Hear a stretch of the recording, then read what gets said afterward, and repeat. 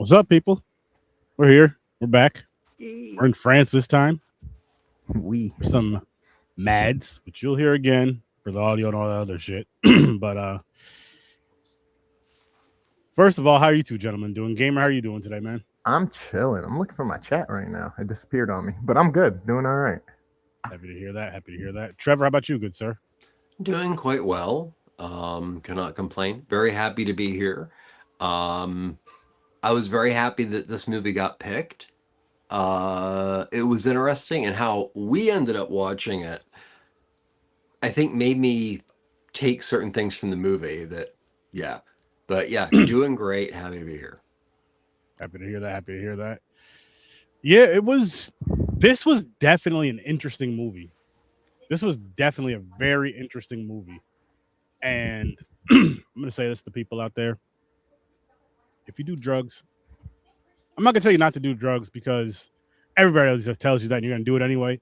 Be smart, be safe about it. At the very least, you shouldn't do it, but be smart and be safe about it. Not promoting drug use. But with this movie, the dude like tries a brand new drug, like it just came out yesterday, let's say, Mhm. and he's just like, yeah, let me go snort this. And after that, things get crazy. And I do like really. I'll say this before we get into our ratings. I do like how they had it with like the three acts. How like Act One was around Roman, Act Two was around Anise, and Act Three was around Julia. I really like how they kind of broke into that. How you've seen them all together, Mm. and then you kind of they each had like their own little piece of the story. They each and I thought it was good. I thought that was good with that. I thought that was good with that. Mhm. But before we go any further, let's just jump into our ratings, no reasons, and I will. Gamer, what do you give this one, good sir?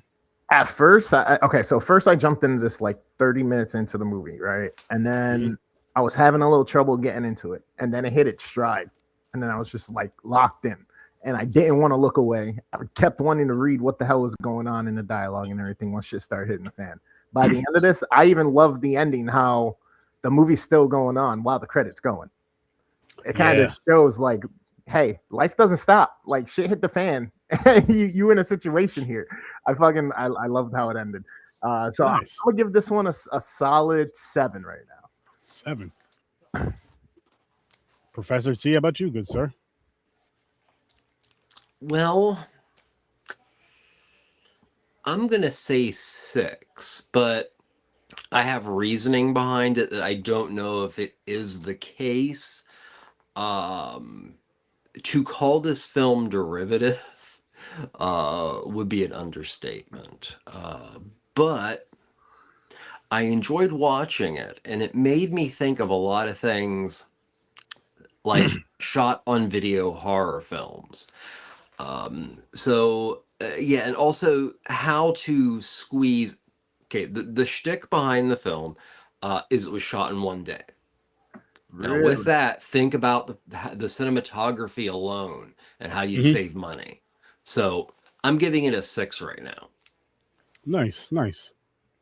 And I do understand that. I'm giving this one a 6.5 as of right now. It could go up. I don't think it'll go down. If it does, not a lot. But 6.5 right now, so I'm like right in the middle of you guys. And like I was saying, it was a very interesting concept and a very interesting premise where it's all wrapped around. Well, I mean, it's pretty much wrapped around a party and drugs and things just like you know how you watch movies and things go wrong at parties and all this other shit. Things really go wrong here. Like this is just unexpectedly wrong. This I didn't know what to expect because I don't watch trailers and for horror movies I don't watch trailers. I'll say and starting this movie up, I'm like, all right, it's a French horror film. I know there's gonna be some Mhm. crazy ass shit in it because there always is from the ones that I've seen at least. And I like how with this one though, like it wasn't like I was saying, you know, with how we were saying with the drugs and stuff. How yes, it was about the drugs, but they didn't really focus on that. It was like focusing on everything else going around that, and having I'll say speaking myself, having you wondering like what the hell is going on and why, and what is the Mhm. connection with this drug? What they call a C39 or something? Or was that referring to something Well, else? I know that the dealer refers to it as that shit. Okay. Yeah. Like, I don't know what that shit is, but I got this and this and this and this. And I know I want, so he's filling him in with a desired street drug of some kind. And I wanted, this movie went in a lot of different directions as far as how you wanted it to end up. Um, I think for me, what I really enjoyed about the movie, and this might be how we viewed it, Sturdy. I Hmm. got this, but okay, so we're looking at a film that's made in one day. We're looking at actually people who have talent. The people that were associated with this film have made a lot of films and things like this. It utilizes extremely tight shots for claustrophobia and also utilizes extremely wide shots with minimal things in it and vice versa, and you have long shots, so those are all, number one, make things easier, but number two, part of it is like, one day it just goes continually and continually. That's why I said about being derivative. Yes, it owes a great deal to the French extreme movement, but it owes a lot to Gaspar Noé. And this is where I think it got derivative to the point that it got a little annoying to me, because it had elements of climax in it. It had a lot of elements of irreversible. It had a lot of elements of many other films. Enter the Void, which is about a drug and about, Hmm. what happens when, you die of a drug overdose and you just see what's your soul sees. But all these films are, they're there. There are so many horror references, Mhm. but the close shots and things of that nature, it made me think of the golden days of a film movement that will continue to grow as, media archaeologists find random videotapes, the shot on video film. And there was an amateurishness about this that it didn't need, that reminded me of shot on video films like Things or Blood Lake or Housegeist or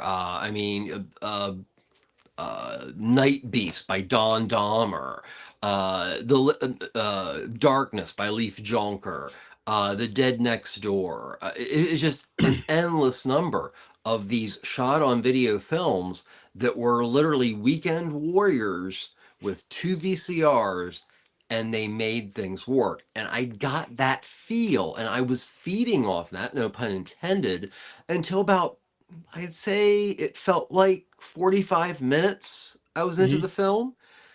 And then I started wondering, how long is this damn thing? And then it picked up and it got really, really exciting. And there's another drug reference at the end when Julia literally looks at her and says, "This is some bad shit." Yeah. And I'm like, okay, I seriously do not know what take on this they want.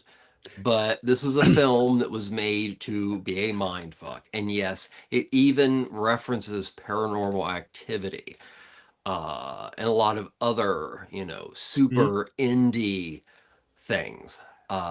I did feel that, okay, maybe it's just me, but the like endless shots of people on motorcycles or people driving, or this constant like straightforwardness and this pounding score uh reminded me a great deal of Shigeru Sakamoto's Tetsuo Iron Man.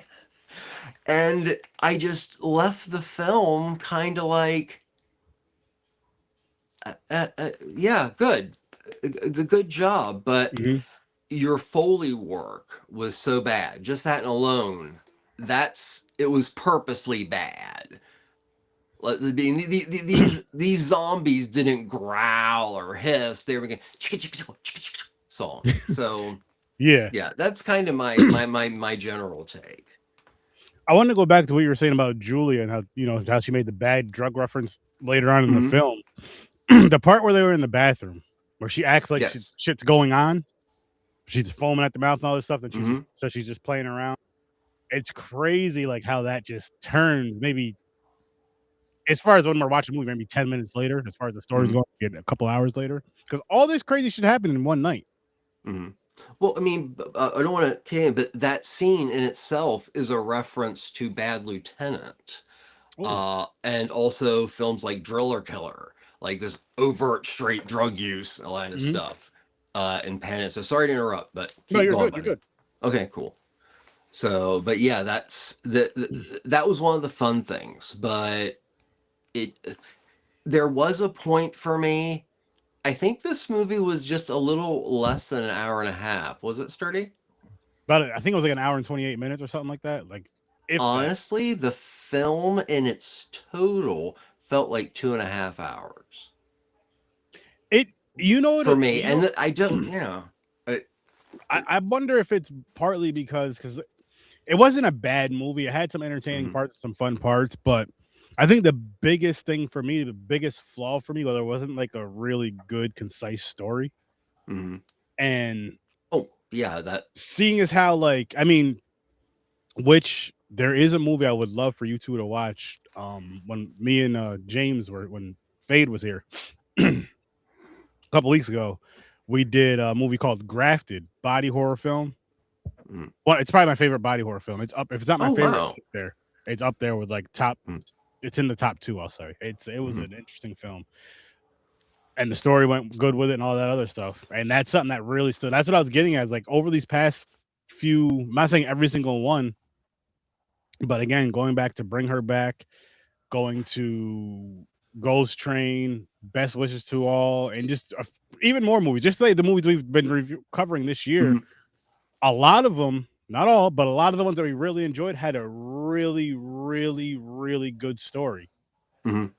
Like good story, good visuals, great act, all that other stuff.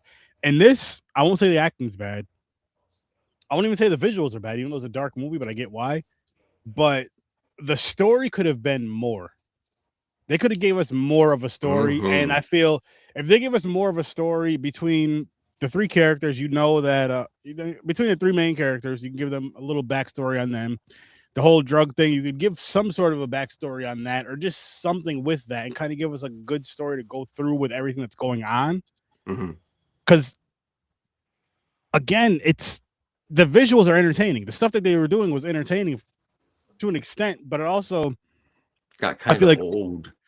it got kind of old because I felt like they were just kind of doing, even though it was different scenes, it kind of feel like it was like the same shit happening over and over and over to the, and it's kind of like, damn, you tie in a story to this, and you could take this shit to another level. I You could take take this shit to another 28 level. minutes out, and I know that the people who are involved have been in film for a very, very long time. But Mhm. I would say take 28 minutes out, and you have yourself a 10 student film. Ooh, I know 10. that sounds bad, but honestly, I'm going to keep my rating, but I want to go back and Mhm. watch this on a larger screen. Oh, fair, fair. And see, yeah, but it was enjoyable and it made me think of a lot of things. As I said, shot on video horror films, and how somebody was basically doing that with the equivalent of an iPhone or several, steps up. Mhm. And how those movies could have been if they had that kind of technology. So True. if that's what they were going for, I think it was successful, except that just was overlong to, as you said, Sturdy, not have a story.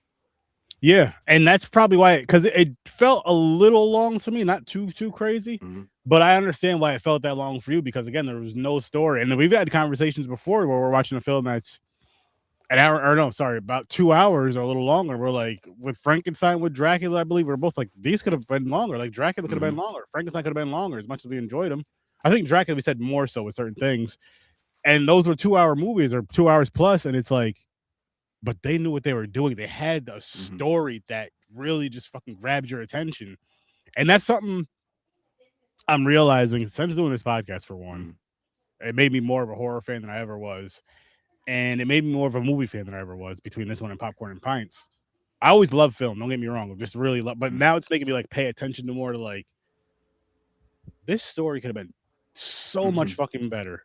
Sometimes I just feel like I get what you're saying with the student film thing. I feel like this was kind of rushed where they had the ideas, they had the visuals, they had this, and this.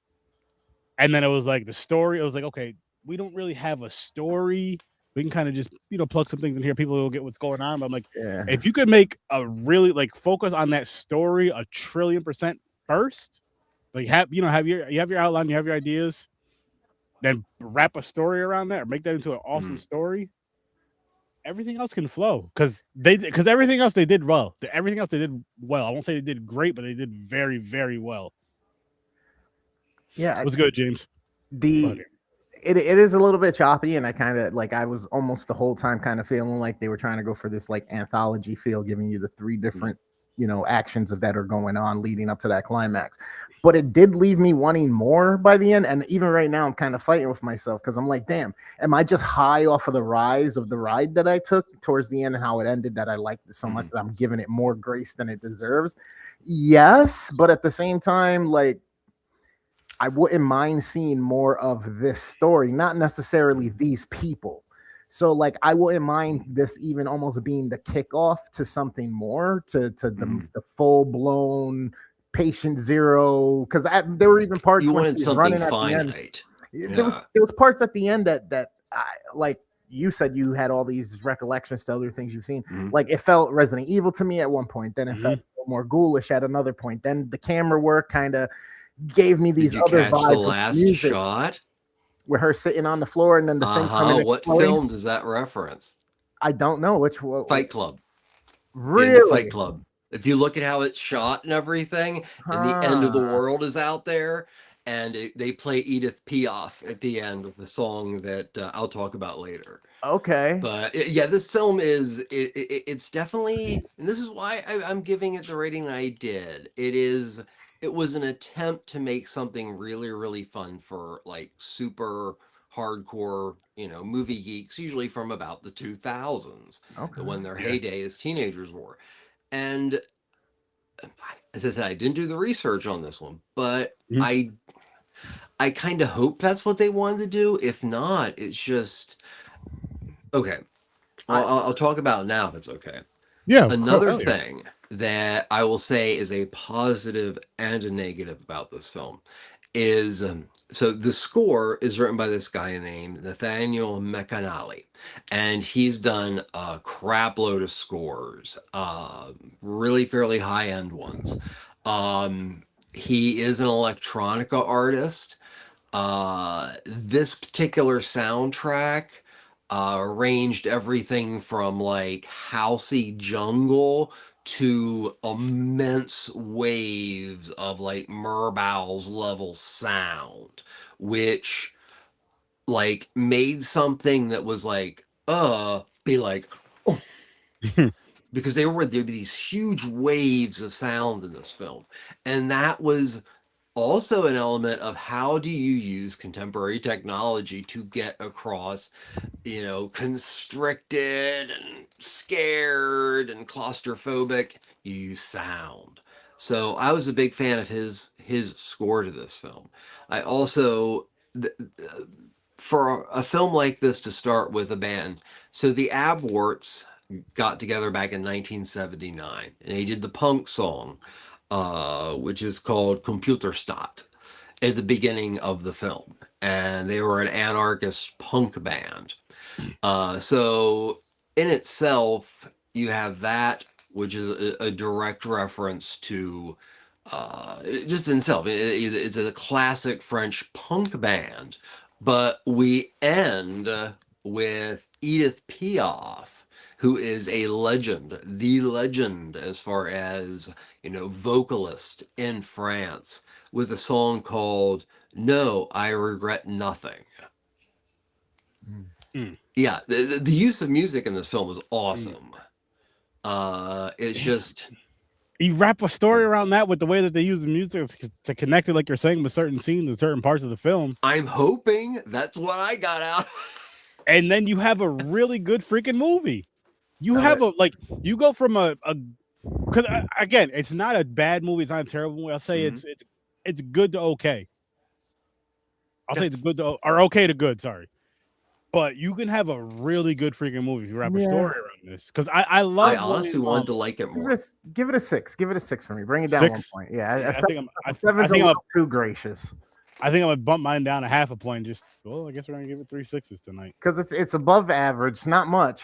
Because again, like the music definitely made me more enthralled by what was going on the screen.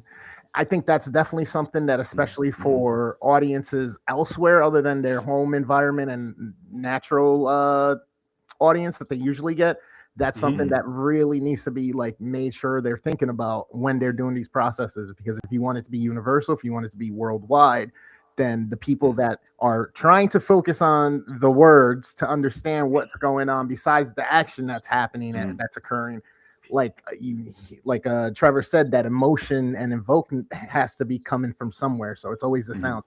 Even at the end, there's a little chase scene where Julia's running through the building and there's all the white cloth or whatever. And there's some like eerie music playing, but then the other sounds that they're using, which it kind of hit, but it didn't for me. Like I was like, oh, I see what you're doing there, because it made me think, dude, that would be kind of dope. And like if I was in her shoes, it'd definitely be scary, because I've played games where you hear the eerie voices coming from different places. And she's like, Julia, do you see me? And she's taunting her and shit. Now, while all that's going on, I'm trying to focus on reading this while knowing what she's doing on the screen. But I kind of got the feel for the scene because of the atmosphere it gave me from the sound and from the eerie choices they use, and then implementing things at times like the cues for the voice. Not just using the voice, it's also like if you have an eerie sound, there's something coming to it, or then it lulls. When that lull hits and it's calm for that split second, you fucking give somebody something. They do things like that flawlessly. Yeah. And I'm gonna say it again. I'm gonna sound like a broken fucking record, but again, you wrap a fucking good story around that, and this is a really good movie. This is a really good movie. Yeah. I don't know. And then like part of like my high for it and why I initially gave it such a fucking high score initially was, by the end of it, I was like, damn, I can kind of relate to her too. And I bet a lot of people can, because it's like, look at all the fucking crazy weird shit that's occurring out of nowhere. It seems like you were just out to have a good time. Shit just hit the fan. Nobody knows what's going on. And now you're in the middle of all this shit. You got these fucking suited guards or whatever talking to you weird. You don't know if they're kill squad. You don't know what the fuck is going on. Yeah. And then by the end of it, she finally reveals herself, takes off her mask, and is like, hey, I was called in here to neutralize anything and anybody that's come into direct contact. So since you still haven't seen anything, or you come into contact, but you're not seeing these symptoms that I just listed, my gun. And then the lady's still there the whole time going, this isn't real, right? This isn't real, right? And it's like, I bet there's a lot of people that watch the news now, get on their feeds, and they can't believe, and they got to take a break, because it's like, I can't believe this is what the fuck is happening right now. Like, we got more to go. Get ready, boys, girls. The show is just getting started. Be right back after these commercials. Well, also something else that is very interesting and not explored in the film. So this is yet another thing it has going for it and against it. Is it really real, or is it this immense, crazy reaction to what the dealer says is, I don't know what that shit is. You know, you just buy it. Is it really that, or is it actually, making a statement about how, drugs are kind of a way to control the masses? Because by the you assume it's less than 24 hours, and you do hear some weird conversations between the father and the young man. But crap, what was I going to say about that?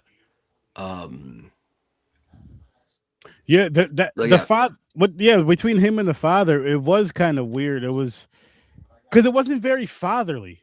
at all. Well, there was nothing. So there was nothing finite about exactly whether this was a real thing, this was a drug thing we're Yeah. viewing, or is it a dream, or is it whatever. So you could interpret it as many ways as you liked. Mhm. Part It of me waited just, till the end of the credits to see if, while she's sitting there, yeah, all of a I sudden maybe almost something did. clicks and the world looks normal and it was a bad trip or something. You know what I mean? Yeah, Yeah, and it's that's a good question about like with the drug. Is the drug was the drug what caused the infection for them to go mad, well, or well, was that's it or was it or Absolutely. no? I was gonna say was it the drugs or was it? Ozempic. You got to remember. You got to remember in the beginning of the movie when Homeboy picked up the chick on the side of the road that killed herself in his car and also like got her blood on him, all this other stuff. She was already infected. Remember when he gets the car home, he goes home, he's freaking out, he takes a shower, and when he goes back in his garage, because he just drove her home. But she disappears. You notice that? That's what I was gonna say. When he went back, when he goes back to the garage, there's no follow through for that character. Well, you do see her again. We do see her again because I remember what happens? He leaves, and I think it's when his dad calls him again when he's at the party. He comes back home. Well, it's that weird altered states thing. True. Doesn't see her. Well, so the alarm goes off. Doesn't she attack him? I believe so. Yes. Yeah, because the alarm. You remember because his dad's calling you. You know, the alarm's off. This, that, the third. Someone's in the house. So I'm like, okay, hold up. You mean to tell me, you know your son's not at the house. The alarm goes off and somebody's in the house. You mean to tell me you're gonna send your son there instead of sending the cops? Like, yo, listen, where you at? That's a beautiful example of shit that needed to be cut in half. They could have very easily edited it that it seemed like him getting from that party to home would have actually felt that long, but would have not taken that much time. Yeah, and it just was like, okay, yes, oh yeah, but that's I think where this movie for me really went wrong is it just kept trying to deliver too much of something. It was very repetitive, down to sounds, down to actions, down to how we're going to film this.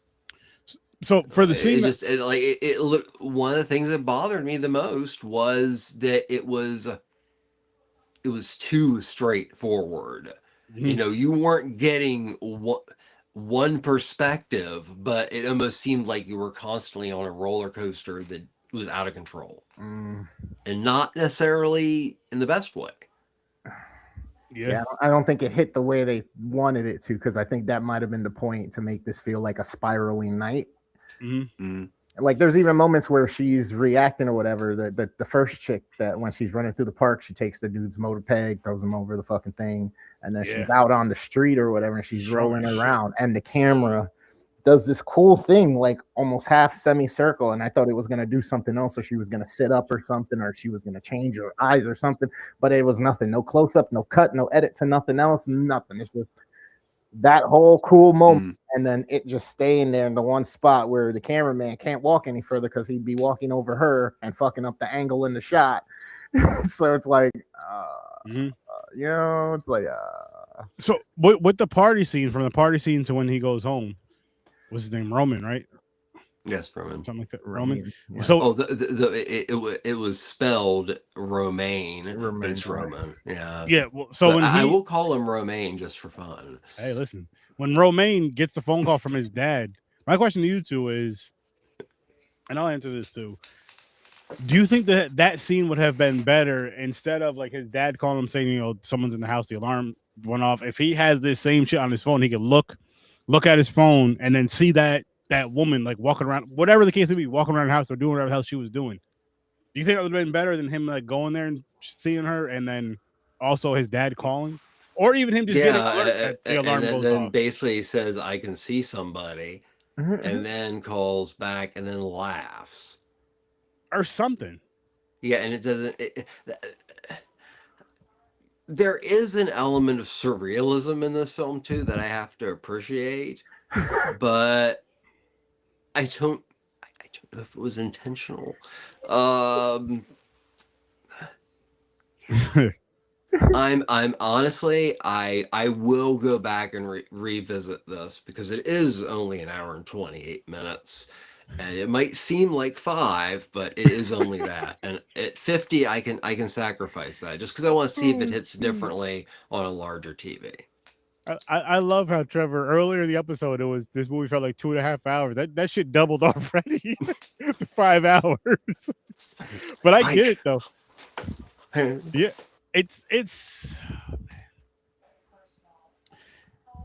I like the idea. Like I like the idea of the 3 acts with the 3 characters. How like you kind of again you see them together throughout the story, but then they each have like their own important parts. It's just you write those parts better. And it's just like, oh shit! Like it would be cool if there was a way they wrote it, figured it out to where there was a connection somewhere between the drug and this. What do you want to call them? Like a fucking army or whatever the hell it is. This force. If that's an interesting thing. If like just think about it, like what if they're like, okay, you know what? Just throwing this idea out here for it, right? Okay, we want to kind of get rid of some of these druggies. So let's put this new drug out here that's going to do this to them. And maybe they didn't think it was going to do what it did. They thought it was just going to kind of off them or something, but it did this whole thing where just if the drug is what made them attack and violent and all this other stuff, or maybe that's the reason why they went after them because they're violent. So that's their reason. Okay, now we can go get them or take them out. And kind of like a population control type of deal.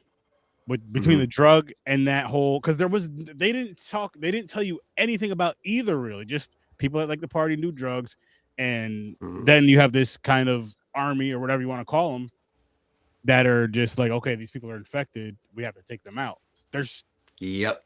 Why do you have to take them out? Why are they infected?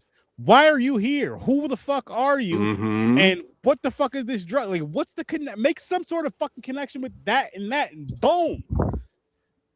Seriously.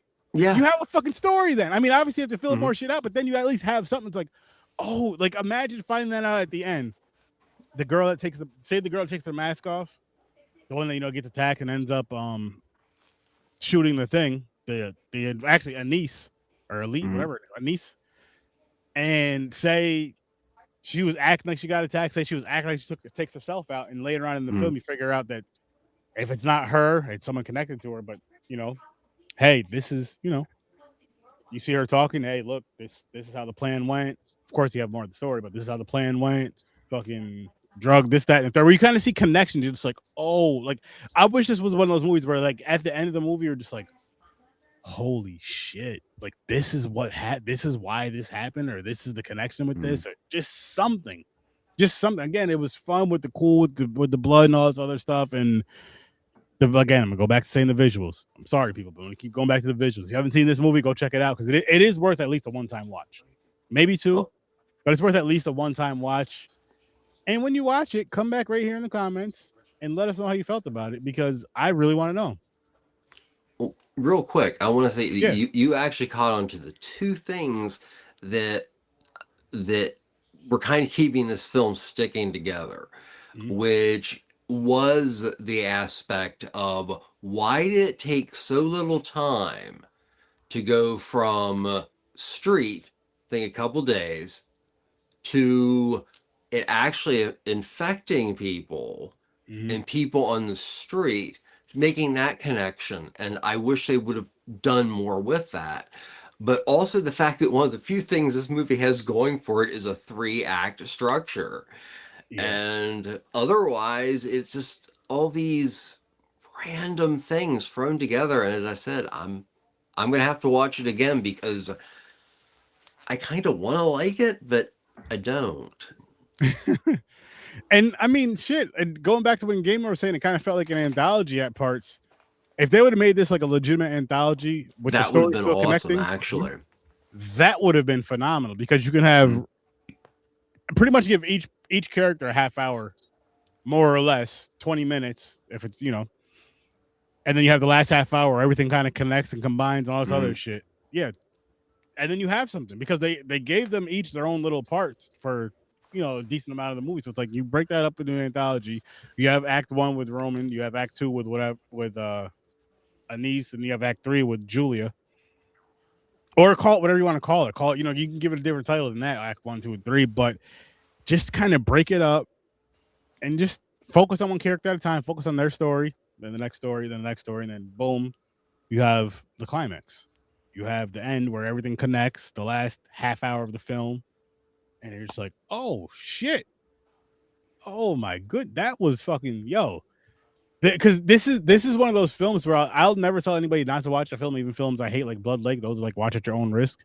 I feel like this is way better than watch at your own risk. Of course, but I wouldn't necessarily recommend. Like, it wouldn't be on Sturdy's recommendation list. Like, this wouldn't be it. Grafted, hell the fuck yes. This, check it out. But Grafted, I'm like, yo, go fucking watch that as soon as you can. But make sure this episode's over first. I'm still upset that Mads Mikkelsen was not in this film, to be honest. That's what I was really hoping for. Yeah, I mean, Mads Mikkelsen in this movie. Oh shit! Is that the soccer player, the blonde dude? Hannibal. Oh, yeah. The High Rising. Gotcha. Great, I love him. Hello. Hey, how's it going? Hey, what are some other things you guys liked or disliked about this movie? That's really it. I'm just really super excited that it ended the way it did because it left me wanting more, and I really enjoyed like her having a mental breakdown. I don't know why, but I just felt like, yeah, it's like, bitch, when you gonna come to terms with all of this shit just happened? Like, it just happened. You were just handed a rifle. This lady just shot herself behind you. And this whole time for the last like hour or two, you've been running, and with your homegirl being nuts and all over you and shit, you're just like, I can't believe this is happening. I can't believe this is happening. At some point, after like 10, 20 minutes of that, you gotta realize it's fucking happening. And whatever happens next is gonna happen. Mm-hmm. Mm-hmm. Like she even threw the gun off to the side. That's why I seriously waited to the end of the credits, just watching as it rolled and the scene was still there. She threw the gun to the side. She's freaking out. She's just shit's going on in the background, and I was waiting because I was kind of like, is this just a bad trip? She really dreaming? Is that why they keep alluding to like this can't be real? This can't be real? No, it never came because it was real for her, for them. What's good, Amelia White? How you doing? We're doing pretty good.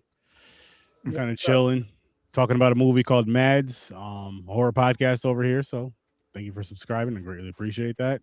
Also, come check it out, Certo Vision on YouTube as well. A lot of cool shit on there. Mm-hmm. Yeah, I don't really have much more to say about this movie either, and I want to, but they didn't give us a fucking story to discuss and really break it down. So it's just like we're just basically talking about what we saw and what we heard, but with no, you know what I mean, with no story in it.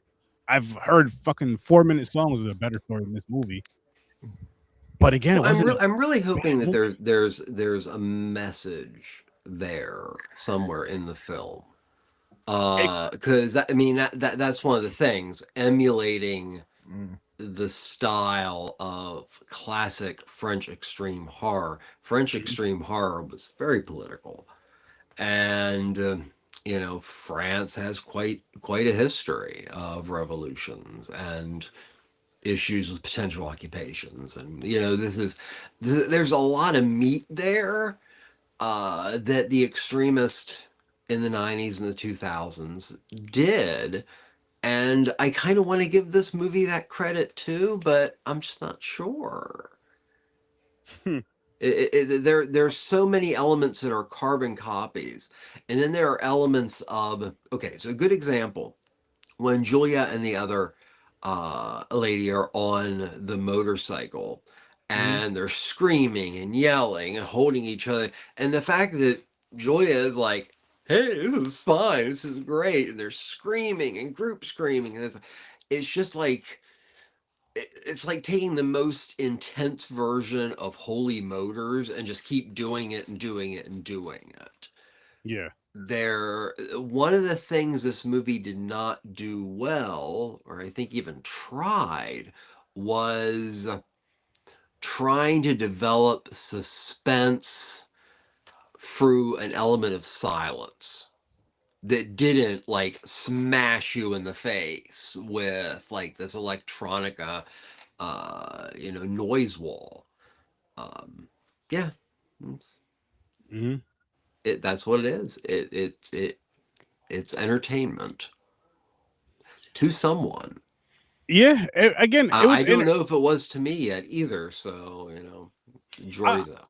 I was I would say I was entertained and I was interested. It was an interesting movie, but that's as far as it got. It wasn't something that was just like, oh my goodness, this was yo, listen, let me text the group chat, yo, you listen. What are you doing now? Tell your kids to go to bed. Watch this fucking movie. It wasn't one of those.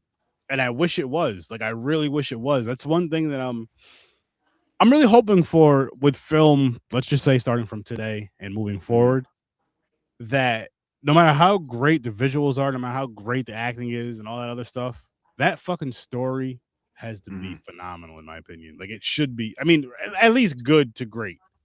But like okay, halfway decent. No disrespect, but it almost feels lazy. I'm not talking about the ones that that don't have the talent to do it that are kind of working their way up. But if you have the talent to do it, even if you don't, take your time. Take your fucking time. Spend the most. I'm not a fucking filmmaker at all. Spend a lot of time creating that story. Spend a lot of time creating that story, really writing it out. And then on top of that, I'll say if you're the one who's writing the movie, writing the story, hand it over to somebody else to have them look it over. Take that critique seriously. Don't be all offended and butthurt. Take that critique seriously, and maybe give it to a couple people to check out that are writers, but that can write films, understand the story structure and all that other good stuff, and can kind of help you through this because as movie watchers, we deserve good movies.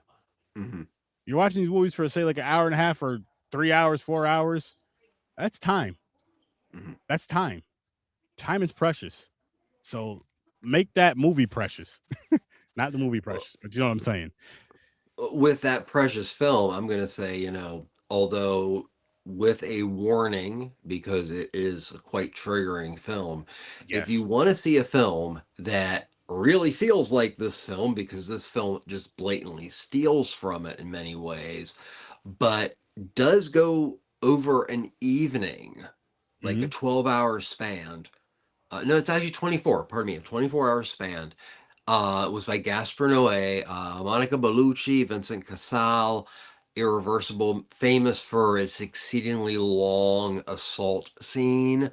But that film is paced in a way and it's written in a way that there are two versions. After, like, for the 20th, Noé reworked his editing that it literally flipped it around, and it still was a great story that hit totally differently. So it's emulating a film that is, it's like a Cadillac of cinema in my opinion. It's just like, it's like grabbing at too many great influences and then having it all kind of go boom. Yeah. Boom. Boom. This movie wasn't a home run for you baseball fans. Might have been a single. I'll say it was a single. Maybe a double, but definitely a single. If you want to use baseball terms. If it was basketball, a free throw or a good pass. Football, you got like a 5 yard gain on 1st and 10. It wasn't a first down.